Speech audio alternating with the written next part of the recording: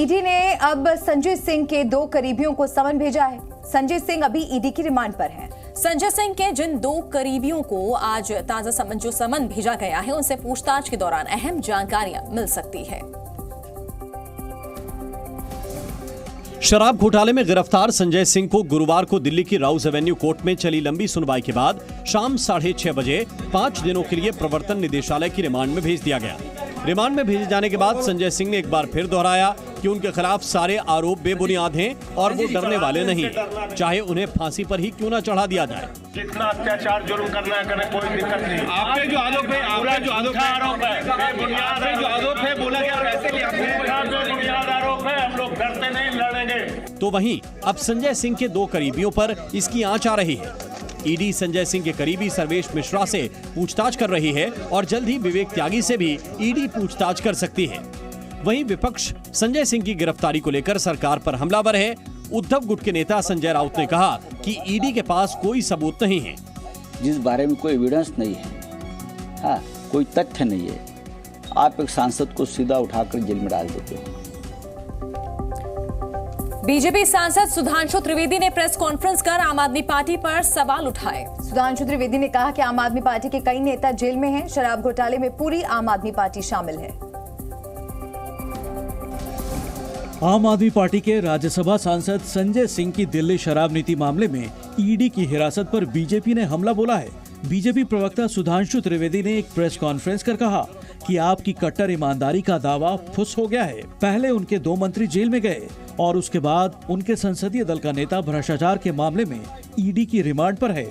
जिस प्रकार से मंत्री, उप मुख्यमंत्री और नेता संसदीय दल उत्तरोत्तर भ्रष्टाचार में आरोपित होते चले जा रहे हैं, उससे मैं कहना चाहूंगा कि ये कट्टरता का किरदार पूरी तरीके से तार-तार हो रहा है। सुधांशु त्रिवेदी ने कविता सुनाकर आप पार्टी पर तंज कसा। सुधांशु ने कहा कि जिसको देखो वही आज मदहोश है। तो मुझे वह पंक्ति याद आती है, जिसको देखो वही आज मदहोश है। आज तो ये दीवाना गजब ढा गया। दिल्ली के सीएम अरविंद केजरीवाल ने ईडी की कार्रवाई पर सवाल उठाते हुए कहा कि संजय सिंह के खिलाफ कोई सबूत नहीं है। सरकार विपक्ष के नेताओं को डराने की कोशिश कर रही है, कहना है मुख्यमंत्री का। ये पूरे देश के अंदर ही हम लोग देख रहे हैं कि किस तरह से झूठे केसेस लगा के विपक्ष के नेताओं को, पार्टियों को, विपक्षी लोगों को एक तरह से निष्क्रिय करने की कोशिश की जा रही है, डराने की कोशिश की जा रही है। कई लोगों को तोड़ के बीजेपी अपनी पार्टी में शामिल कर रही है। ये जनतंत्र के लिए अच्छा नहीं है। एक तो ये है। दूसरी बड़ी बात जो मैं देख रहा हूँ वो ये कि केवल नेताओं को, विपक्षी नेताओं को टारगेट नहीं किया जा रहा। देश भर में बिजनेसमैन को भी बहुत बुरी तरह से टारगेट किया जा रहा। आज बड़ा दुख होता है कि पिछले 5-7 साल के अंदर लगभग 12-13 लाख हाई नेटवर्थ इंडिविजुअल्स का मतलब जो बहुत अमीर लोग थे, जो देश में इन्वेस्टमेंट करते थे, जो इंडस्ट्री चलाते थे, जो बड़े बड़े व्यापार चलाते थे, हज़ारों लाखों लोगों को रोज़गार देते थे, उन्होंने भारत की नागरिकता छोड़ के विदेशी नागरिकता ले ली है। वो भारत छोड़ के चले गए हैं, अपने बिजनेस यहाँ पे बंद कर दिए हैं। मध्य प्रदेश की शिवराज सिंह सरकार ने चुनाव से पहले मुफ्त का बड़ा दाव चला है। शिवराज सरकार ने सरकारी नौकरियों में 35% आरक्षण का दाव चला है। इसकी अधिसूचना भी जारी कर दी गई है। विधानसभा चुनाव के ऐलान से पहले शिवराज सिंह सरकार ने एक बड़ा दाव चला है। खासकर आधी आबादी वोट बैंक पर मुख्यमंत्री शिवराज सिंह की नजर है, जिसके लिए उन्होंने एक बड़ा ऐलान किया है। चुनाव की तारीखों से ठीक पहले सीएम शिवराज सिंह ने महिलाओं को सरकारी नौकरियों में 35% आरक्षण देने का नोटिफिकेशन जारी किया है। वन विभाग को छोड़कर सभी विभागों में आरक्षण का फैसला लिया गया है। चुनाव से पहले शिवराज सरकार के महिलाओं को आरक्षण देने के दाव पर विपक्ष हमलावर है। कांग्रेस ने इसे सिर्फ चुनावी स्टंट बताया है। इस फैसले को जनता के साथ एक फरेब बता रही है। जो वादे किए उत्तर प्रदेश को 3,86,000 करोड़ लगा दिया। प्रत्येक वर्ष में 22,000 करोड़ का लोन ब्याज देना पड़ रहा है। शिवराज सिंह के इस फैसले पर सियासत गरमा गई है। विपक्ष सरकार के इस फैसले की टाइमिंग पर सवाल उठा रहा है। मध्य प्रदेश में महाकाल लोक 2 के लोकार्पण कार्यक्रम में एक अलग ही तस्वीर देखने को मिली। जिस दौरान सीएम शिवराज कार्यक्रम को संबोधित कर रहे थे, उस वक्त ज्यादातर कुर्सियां खाली पड़ी थी। खाली कुर्सियां और मंच से संबोधित करते मध्य प्रदेश के सीएम शिवराज सिंह चौहान। ये तस्वीरें हैं महाकाल लोक 2 के लोकार्पण कार्यक्रम की। जब महाकाल लोक 2 का प्रेजेंटेशन चल रहा था, उस वक्त मध्य प्रदेश के सीएम शिवराज सिंह चौहान मंच पर ही थे और मंच के सामने रखी कुर्सियों में ज्यादातर कुर्सियां खाली थी। इस कार्यक्रम की तस्वीरों को देखिए। मुख्यमंत्री शिवराज सिंह और अखाड़ा परिषद के राष्ट्रीय अध्यक्ष रविंद्र पुरी महाराज जब मंच से उद्बोधन कर रहे थे और महाकाल लोक 2 का प्रेजेंटेशन चल रहा था, तो कई कुर्सियां खाली नजर आईं। सिर्फ मंच के सामने की कुर्सियां भरी थी, लेकिन पीछे की सारी कुर्सियां खाली थी। ये खाली कुर्सियां अब कई बड़े सवाल खड़े कर रही हैं। खाली कुर्सियों के देखने के बाद लगता है कि क्या इस बार जनता का शिवराज सिंह से मोह भंग हो गया है। तमाम योजनाओं के बाद भी जनता उनके कार्यक्रम से दूरी बना रही है। लगता है कि इस चुनाव में शिवराज सिंह चौहान का मैजिक कम हो गया है, इसीलिए तो जनता शिवराज के कार्यक्रमों से दूरी बना रही है। और 5 राज्यों में होने वाले विधानसभा चुनावों को लेकर चुनाव आयोग अहम बैठक चल रही है चुनाव आयोग की, और जल्द ही चुनाव की तारीखों का ऐलान हो सकता है। देश के 5 राज्यों मध्य प्रदेश, छत्तीसगढ़, तेलंगाना, मिजोरम और राजस्थान में कभी भी चुनाव की तारीखों का ऐलान हो सकता है। चुनाव आयोग ने विधानसभा चुनाव कार्यक्रम की घोषणा करने से पहले आज पर्यवेक्षकों के साथ बैठक की। चुनाव आयोग ने 5 राज्यों के दौरे के बाद चुनाव का संभावित खाका तैयार कर लिया है। सूत्रों के मुताबिक नवंबर और दिसंबर महीने में 5 राज्यों में मतदान के अलग अलग चरण होंगे और माना जा रहा है कि 1 से 2 चरणों में 5 राज्यों में वोटिंग होगी। छत्तीसगढ़ में 2 चरणों में और मध्य प्रदेश, राजस्थान, मिजोरम, तेलंगाना में 1-1 चरण में वोटिंग होगी। सूत्रों के मुताबिक 10 से 15 दिसंबर के बीच मतगणना हो सकती है। मिजोरम विधानसभा का कार्यकाल 17 दिसंबर को खत्म हो रहा है, जबकि तेलंगाना, राजस्थान, छत्तीसगढ़ और मध्य प्रदेश की विधानसभाओं का कार्यकाल अगले साल जनवरी में खत्म हो रहा है। गृह मंत्री अमित शाह ने नक्सल विरोधी अभियान पर समीक्षा बैठक की और इस बैठक में उनके साथ केंद्रीय मंत्री नित्यानंद राय, अश्विनी चौबे, अर्जुन मुंडा, देवू सिंह चौहान और राष्ट्रीय सुरक्षा सलाहकार अजीत डोभाल भी शामिल थे। बिहार, झारखंड और मध्य प्रदेश में नक्सलियों के सफाई के बाद केंद्र सरकार अब छत्तीसगढ़, ओडिशा, तेलंगाना और महाराष्ट्र के कुछ इलाकों में सिमटे नक्सलियों के खिलाफ अंतिम प्रहार की तैयारी में जुट गई है। इसके लिए आज नक्सल विरोधी अभियान से जुड़े राज्यों और केंद्रीय एजेंसियों की दिल्ली में बैठक चल रही है। केंद्रीय गृह मंत्री अमित शाह बैठक में नक्सल विरोधी अभियानों और आगे की तैयारियों की समीक्षा कर रहे हैं। अमित शाह ने इसी साल मार्च में सुकमा में नक्सलियों के गढ़ में स्थित कोबरा बटालियन के फॉरवर्ड पोस्ट का दौरा कर ग्रामीणों से सीधे बात की थी। शाह ने साफ किया था कि छोटे से इलाकों में सिमटे नक्सलियों के खिलाफ अंतिम प्रहार का समय आ गया है और जल्द ही देश की दशकों पुराने नक्सलवाद से मुक्ति मिल जाएगी। वहीं कल दिल्ली में केंद्रीय गृह मंत्री अमित शाह ने एनआईए द्वारा आयोजित एक कार्यक्रम में हिस्सा लिया था। खालिस्तान के मुद्दे पर जारी तनाव के बीच भारत ने कनाडा को एक बार फिर सख्त संदेश दिया है। विदेश मंत्रालय ने साफ कर दिया है कि राजनयिकों की सुरक्षा से कोई समझौता नहीं किया जाएगा। भारत सरकार ने कनाडा से अपने 40 राजनयिकों को जल्द से जल्द वापस बुलाने को कहा है। भारतीय विदेश मंत्रालय ने कहा कि कनाडा 10 अक्टूबर तक दिल्ली से 40 एम्बेसडर्स को वापस बुलाए, क्योंकि उनकी संख्या भारत के राजनयिकों की तुलना में काफी ज्यादा है और वो लगातार हमारे देश के आंतरिक मामलों में दखल भी देते हैं। दिल्ली में विदेश मंत्रालय के प्रवक्ता अरिंदम बागची के प्रेस कॉन्फ्रेंस के दौरान जब जी मीडिया ने इस मुद्दे पर सवाल किया तो उन्होंने साफ शब्दों में कहा कि राजनयिकों की सुरक्षा से कोई समझौता नहीं किया जाएगा। भारत ने एक कड़ा रुख अपनाया, उसके बाद कनाडा के पीएम के बयान लगातार बदल रहे थे। क्या आपको लगता है कि ये बयान भारत के कड़े रुख को देखते हुए कनाडा की तरफ से आया है? विशाल, आपने उनसे पूछना पड़ेगा उन्होंने कैसे किया। मैं स्पेकुलेट ऐसा नहीं कर रहा हूँ उन्हें क्या कहा। हमारा जो रुख है, हमने 2 चीज़ों पे काफ़ी जोर दिया है कि वहाँ एक तो ऐसा सिक्योरिटी का सिचुएशन रहे कि हमारे डिप्लोमेट्स नॉर्मल तरीके से काम कर पाएँ, और यहाँ पे हम पैरिटी देख रहे हैं हमारे एम्बेसीज के बीच में जितने मैन पावर यहाँ पे डिप्लोमेट्स हैं। और मुंबई के गोरेगांव में एक बिल्डिंग में आग लगने की वजह से बड़ा हादसा हो गया है। इस हादसे में 7 लोगों की मौत हो गई, जबकि कई लोग आग में झुलस गए। मुंबई के गोरेगांव में एक बड़ा हादसा हो गया, जहां 7 मंजिला इमारत में आग लग गई।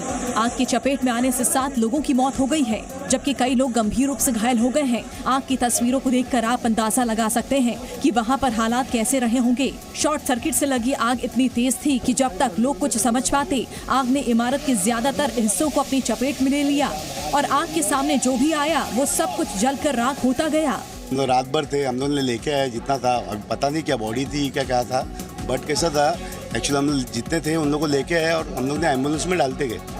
अब जरा पार्किंग की इन तस्वीरों को देखिए। आग की वजह से पार्किंग में खड़ी कई गाड़ियां भी जलकर राख हो गई हैं। आग लगने की घटना तड़के 3:05 पर हुई, जिसके बाद तुरंत फायर ब्रिगेड को सूचना दी गई। मौके पर पहुंची फायर ब्रिगेड ने कड़ी मशक्कत के बाद आग पर काबू पाया। जो ग्राउंड फ्लोर है जहां पर गाड़ियां पार्क थी, उनमें ये आग लगी। अब क्योंकि गाड़ियां पार्क हैं तो उनमें जो आग है वो और भी ज्यादा ज्वलनशील हो गई, आग और भी ज्यादा भड़क गई। खबर पंजाब से। पंजाब के अमृतसर में एक दवा फैक्ट्री में आग लगने के बाद धमाका हो गया है। फैक्ट्री में आग लगने की वजह से 4 लोगों की मौत हो गई। आग की उठती ऊंची ऊंची लपटें और धमाकों की आवाज। तस्वीरें हैं पंजाब के अमृतसर की, जहां एक दवा फैक्ट्री में आग लगने से बड़ा हादसा हो गया। दवा फैक्ट्री में लगी इस आग में 4 लोगों की झुलसकर मौत हो गई। तस्वीरें बता रही हैं कि आग किस कदर तांडव मचा रही थी। दवा फैक्ट्री के अंदर से लगातार धमाके जैसी आवाज आ रही थी। फैक्ट्री में आग लगते ही वहां हड़कंप मच गया। अंदर काम करने वाले कर्मचारियों को जहां से रास्ता मिला वहां से बाहर निकलने की कोशिश की, जिसमें से कई मजदूर तो सफल हुए, लेकिन आग की चपेट में आने से कई मजदूरों की मौत हो गई। फायर ब्रिगेड के कर्मचारियों ने करीब आधा दर्जन गाड़ियों की मदद से आग पर काबू पाया। वहीं आसपास के इलाकों में घटना से दहशत का माहौल बना रहा। आग की ये तस्वीरें बताती हैं कि वहां किस कदर दहशत थी, लेकिन आग लगने की जानकारी मिलते ही फायर ब्रिगेड की टीमों ने मौके पर पहुंचकर आग पर काबू पाया। सिक्किम में आए सैलाब से अब तक 21 लोगों की मौत हो चुकी है। आर्मी के 22 जवानों समेत 103 लोगों की तलाश की जा रही है। मंगलवार को सिक्किम में बादल फटने के बाद ऐसी तबाही आई कि उसका दर्द अब भी महसूस हो रहा है। सैलाब से आई तबाही की बात की तस्वीरें डराने वाली हैं। जहां घर था वहां मलबा है। सेना की गाड़ियां कीचड़ में डूबी हुई हैं। हर ओर तबाही और गम का आलम है। सेना के लापता जवानों और अन्य लोगों की तलाश की जा रही है। घरों में कीचड़ और मलबा घुसने की वजह से स्थानीय लोगों को भी भारी परेशानी का सामना करना पड़ रहा है।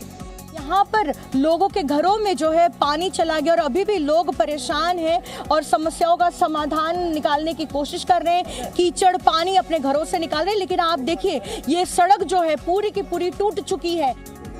आने वाले कुछ घंटे सिक्किम और पश्चिम बंगाल के लिए भारी पड़ सकते हैं, क्योंकि मौसम विभाग ने सिक्किम और आस पड़ोस के राज्यों में भारी बारिश की आशंका जताई है।